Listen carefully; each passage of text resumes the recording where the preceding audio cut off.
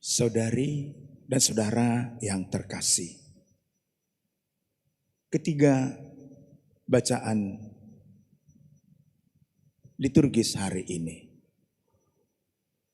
2 Raja-Raja, surat kepada umat di Roma bab 6, dan Injil Matius jam 10, sepertinya mengajak kita untuk mengajukan pertanyaan.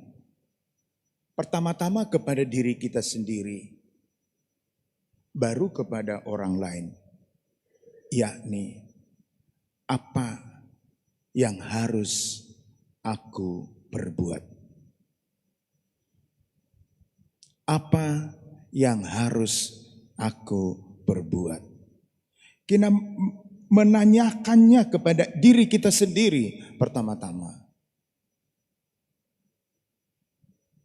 Dalam bacaan ke-1, kitab 2 Raja-Raja, Nabi Elisa yang begitu mendapat perlakuan istimewa dari keluarga di Sunem, sebagai pelanglang buana, Elisa diberi kamar di lantai 2, diberi meja, diberi alat tulis, diberi makanan dan minuman, dan diberi tempat tidur. Maka menyaksikan itu semua, Elisa meminta pembantunya Gehasi.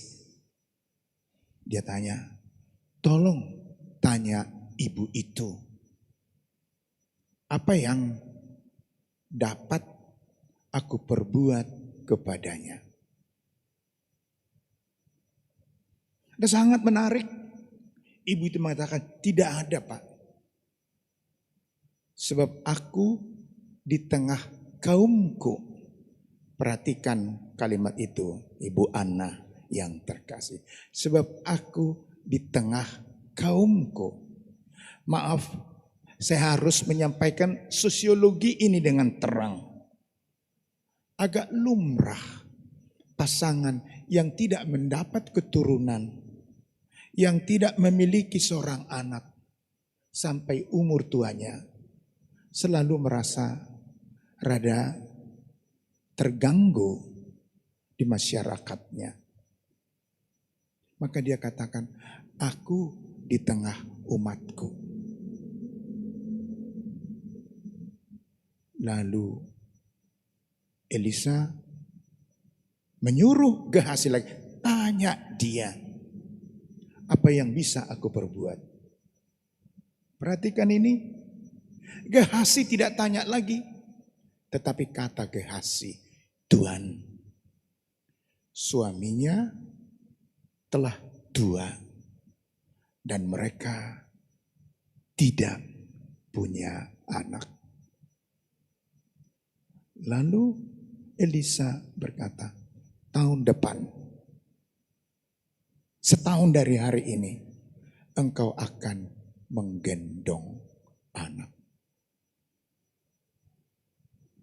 Elisa resah. Dia bertanya kepada perempuan Sunem itu, yang begitu baik itu, apa yang dapat aku perbuat kepada? Tidak cukup berterima kasih doang. Apa yang dapat aku perbuat? Pertanyaan yang sama ini juga barangkali bisa kita gali dari surat Paulus kepada umat di Roma yang hari ini kita baca bersama di seluruh dunia. Kata Paulus, yang harus kamu buat adalah mati bagi dosa, hidup bagi Kristus. Itulah yang harus kita lakukan.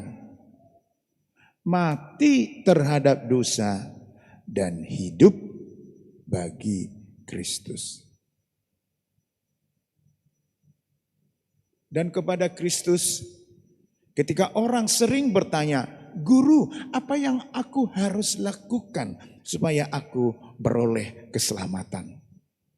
Dari rangkaian pidato, dari rangkaian pengajaran Yesus, hari ini Yesus mengatakan, barang siapa di antara kamu memberikan seteguk air sejuk, kalimatnya enak, melakukannya sulit. Memberikan seteguk air sejuk kepada salah seorang yang terkecil ini, kamu tidak akan kehilangan pahalamu. Itulah renungan kita pada hari ini, saudara-saudari yang terkasih. Kita mesti bertanya, apa yang harus kita lakukan kepada orang lain. Kita jangan egois dan terus-menerus bertanya, apa yang kuperoleh dari orang lain. Kita juga dapat misalnya memilah-milah keluarga kita, sekeliling kita. Ada warga di lingkungan kita, ada warga di sekeliling kita, ada anggota di keluarga kita. Lebih banyak mengharap apa yang aku dapat. Dikit-dikit apa yang aku peroleh. Dikit-dikit untuk aku apa? Hari ini firman Tuhan mengatakan, tanya orang dan tanya dirimu, apa yang harus kamu berbuat. Maka dengan demikian kita akan sampai kepada 3 butir. Apa yang harus kita berbuat? Pertama, ikhtiar besar. Ikhtiar besar. Boleh kita ulangi? Sekali lagi. Ikhtiar besar itu kata Yesus ialah mati terhadap dosa dan hidup bagi Kristus. Dengan apa kita dikenal? Apa kita dikenal hanya sebagai tukang kritik? Tukang bersungut-sungut? Dengan apa kita dikenal? Apa yang kita tinggalkan bagi dunia ini? Apa yang kita berikan kepada paroki ini? Atau kita lebih bersungut-sungut? Maka kita mesti bertanya, apa yang harus aku berbuat? Ketika orang terlambat, apa yang kita lakukan supaya semua happy? Atau memelihara sungut-sungut dan kritik itu? Sudah terlambat, pateng-tengan pula. Apa yang kita berbuat? Itu ikhtiar besar. Mati bagi dosa, mati bagi keinginan kita untuk dinomorsatukan. Kita siap untuk dinomorsepatukan. Itulah apa yang harus kita siap. Bukan selalu dinomorsatukan, tetapi dinomorsepatukan.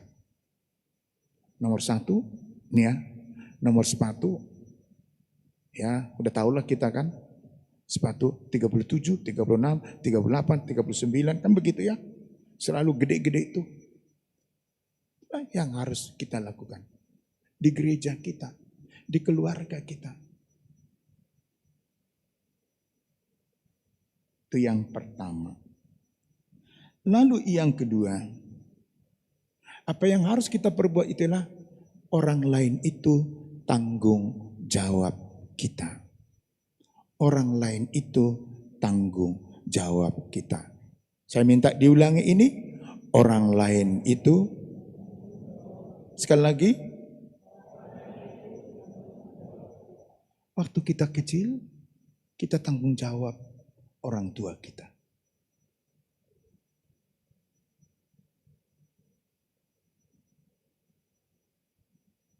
Saya tiap hari ke Karya Kasih dan menyaksikan orang tua yang tinggal di situ. Ada yang meminta tinggal di sana, ada yang dipaksa tinggal di sana.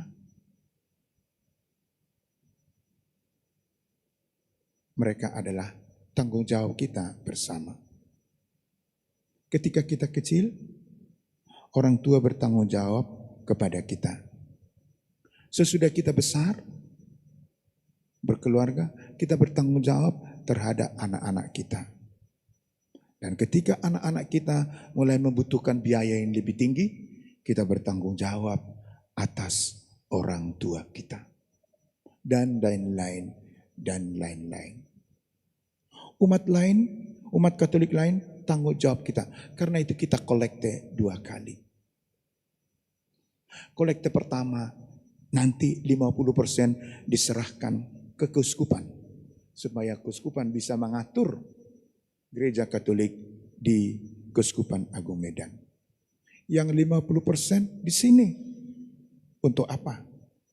Untuk biaya gereja ini. Air condition ini. Listrik ini.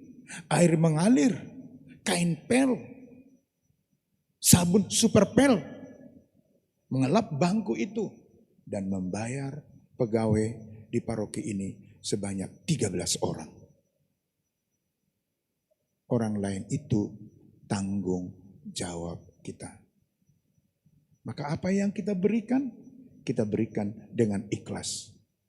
Kalau tidak bisa memberikan, berdoa supaya saatnya dapat memberikan. Amin. Itu hebatnya kita, tidak pernah pukul rata. Semua orang lain tanggung jawab kita. Dan yang ketiga ialah mulai dengan yang terkecil. Mulai dengan yang terkecil. Kita ulangi. Sekali lagi. Itulah kata Yesus. Barang siapa di antara kamu yang memberi seteguk air sejuk.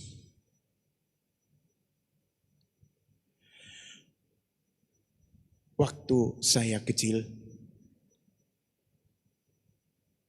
saya pikir sampai tamat kelas 6 SR, di kampung saya tidak ada air leding. Setiap hari kami sekeluarga mesti mandi dan mengambil air minum dari Danau Toba. Tiap hari, pagi dan sore. Dan tidak ada beda di kampung saya, laki-laki atau perempuan. Kita semua membawa air di atas kepala. Begitu ya Ibu Ana, masih bisa bayangkan itu? Dari Danau Toba, kalau keluarga itu orang kaya, dia bawa ember dari seng. Kalau dia belum begitu kaya, dia akan bawa air di atas periuk tanah di kepala. Dan ini yang mau saya sampaikan. Yang paling saya tidak suka dulu adalah hari Rabu. Dari Senin sampai ke Selasa berikut, atau dari Kamis sampai Selasa berikut, saya happy-happy ke Danau Toba membawa air itu ke rumah kami. Tapi pada hari Rabu tidak. Kenapa?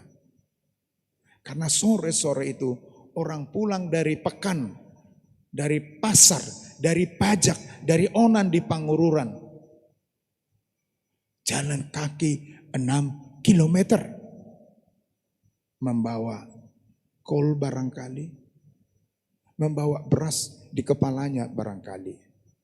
Dan ketika bertemu dengan kami di simpang jalan itu, dia akan berkata, tolonglah dek, seteguk airmu.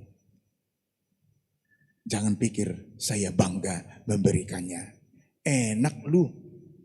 Karena saya juga sudah setengah kilometer membawa di kepala. Bayangkan kalau 7 orang minta seteguk, air itu sudah habis sepertiga. Tetapi itu mereka butuhkan. Karena mereka ada yang masih harus jalan 3 kilometer, 4 kilometer. Bayangkan. Tetapi seteguk air Danau Toba itu ketika itu sudah bagaikan emas. kecil. Baru sesudah saya menjadi lebih tua, saya merasa itu sesuatu, tapi terlambat sudah. Maka ibu bapak, saudara-saudara, supaya jangan terlambat, kita mulai hari ini. Sekecil apapun, apa yang dapat aku perbuat.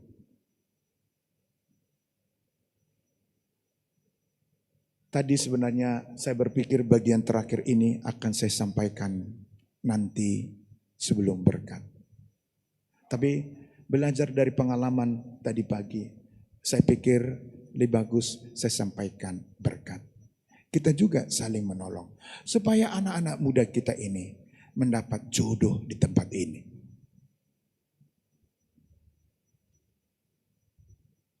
Supaya anak-anak kita ini mendapat jodoh di tempat ini. Nanti mereka ramai berdoa membakar lilin di depan arca Bunda. Udah tahulah, pasti cukup banyak itu yang minta diketemukan dengan jodohnya. Saya baru ketemukan jawabnya. Kenapa begitu susah dapat jodoh? Karena yang minta jodoh itu di situ semua jual mahal. Semua tegak lurus ke Ibu Maryam. Kenapa tidak lihat ke kiri sedikit sih? Atau lihat ke kanan? Mungkin waktu melihat ke kiri dan ke kanan itu, chemistry mulai jalan. Dan nanti keluar disapa saja. Tidak mesti laki-laki yang mendekati perempuan.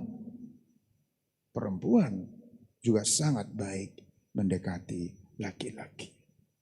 Apa yang harus aku perbuat?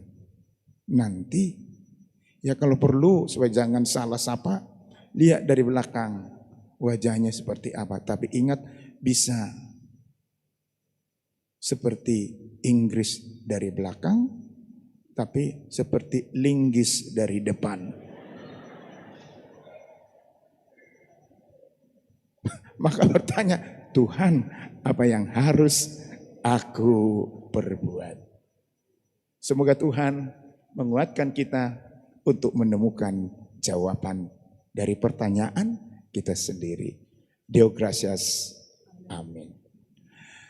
Berbahagialah orang yang mendengarkan sabda Tuhan dan tekun melaksanakannya.